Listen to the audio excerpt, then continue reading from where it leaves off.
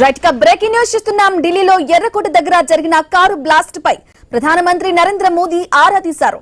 ఆయనకు కేంద్ర హోంమంత్రి అమిత్ షా పరిస్థితిని వివరించారు. ఇక అంతకు ముందు ఇంటెలిజెన్స్ బ్యూరో చీఫ్ అమిత్ షాకు బ్రీఫింగ్ ఇచ్చారు. పేలుడు కారణాలపైనే ఇప్పుడు అందరి దృష్టి నిలుస్తోంది. ఘటనా స్థలంలో ఎన్ఐఏ, ఏటీఎస్ అధికారులు ఉన్నారు. ఇక కారు బ్లాస్ట్ కారణాలపై ప్రధానంగా ఫోకస్ చేస్తున్నారు. ఆ ప్రాంతాన్ని భద్రతా బలగాలు తమ ఆధీనంలోకి తీసుకున్నారు.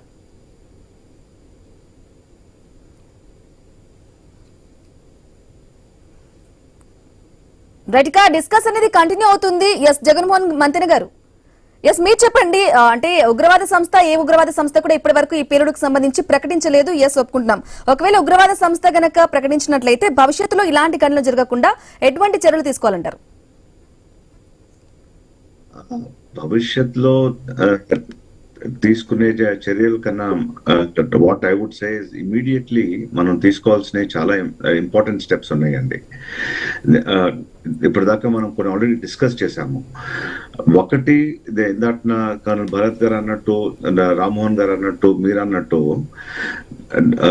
ఇది ఏంటి అనేది ఎస్టాబ్లిష్ చేయడం ఒక పద్ధతి అయితే, definitely precautionary wise, I would emphasize we should take this as a terrorist attack and take all necessary precautions, because ఇది లైట్ గా తీసుకునే సిచ్యువేషన్ అయితే కాదు.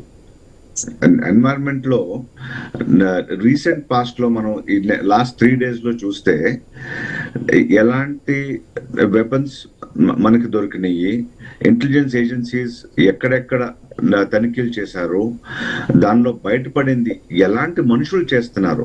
Highly intelligent, highly qualified doctors of the society are involved in this kind of an activity. వాళ్ళతో motivate అయిన వాళ్ళు చాలా మంది ఉన్నారు. ఈ డాక్టర్స్ కూడా బయట వెళ్ళి రష్యాలోను అదర్ ఈస్ట్ యూరోపియన్ కంట్రీస్ లో చదివి వచ్చిన వాళ్ళు. సో దేర్ ఎక్స్పోజర్ లెవెల్స్ కానీ, వాళ్ళ ఇంటెలిజెన్స్ లెవెల్స్ కానీ మనం తక్కువ అంచనా వేయకూడదు. Let us be careful. ముందు కేర్ఫుల్ గా ఉండి, లేదు it was only because of CNG blast అంటే అది వేరే సంగతి. కానీ కేర్ఫుల్ గా ఉండకుండా, if it is not a CNG blast and it was a suicide bomb అయితే దాని తర్వాత బాధపడటం కన్నా మనం జాగ్రత్తలు తీసుకోవడం చాలా ఇంపార్టెంట్. సో మళ్ళీ గోయింగ్ బ్యాక్ టు బేసిక్స్, మీరు ఉన్న పరిసరాల్లో కంప్లీట్ అవగాహనతో ఉండండి, మాక్సిమం అటెన్షన్ పే చేయండి. ఎవరు కొంచెం అయినా సరే అనుమానాస్పదంగా కదిలేకుంటే డోంట్ హెసిటేట్ టు ఆస్క్, మీరు ఎవరు, ఏంటి, వాట్ ఈస్ యువర్ థింగ్ అని. అక్కడ ఇమీడియట్లీ ఆ మనిషిని పట్టుకోవాలి, ఇంకేదో చేయాలని కాదు. బట్ అడిగితే వాళ్ళ జాగ్రత్తలో వాళ్ళు ఉంటారు, మీ జాగ్రత్తలో మీరు ఉంటారు. అట్ ఎవ్రీ లెవెల్ మనం అట్ ద సేమ్ టైం మనం ఒక 10 years back we used to hear ప్రతి చోట అనౌన్స్మెంట్స్ అయ్యాయి. రైల్వే స్టేషన్స్ లో, ఎయిర్పోర్ట్స్ లో, పబ్లిక్ ప్లేసెస్ లో, any moment item which is left isolated దాన్ని ముట్టుకోమాకండి.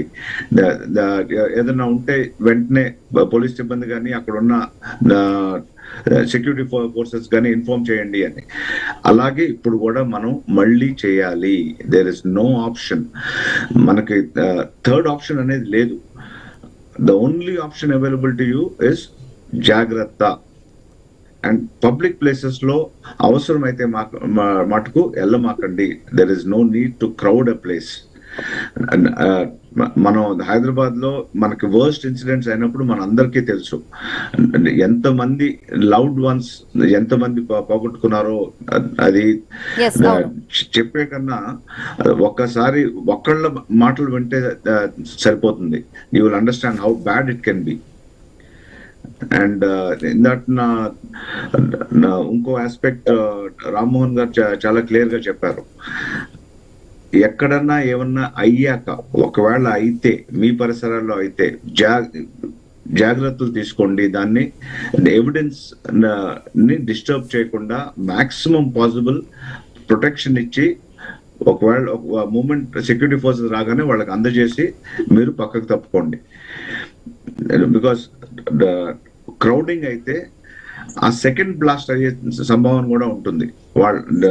ఒకవేళ if it's a terrorist activity, వాళ్ళు వెయిట్ చేస్తారు మాక్సిమం ఇంపాక్ట్ కోసం, అంటే మాక్సిమం నెంబర్ ఆఫ్ పీపుల్ కోసం, నెంబర్ ఆఫ్ లైవ్స్ కోసం, లొకేషన్స్ కోసం. ప్లీజ్ జాగ్రత్త పడండి, take care of your own lifes. Automatic గా the security forces will do what they are supposed to do. S Jaganmohan గారు, అలాగే బండారి గారు, ఢిల్లీ పేలుల్లో ఒకరు అనుమానితుని కూడా అరెస్టు చేయడం అనేది వినిపిస్తోంది ప్రధానంగా. అంటే సాయంత్రం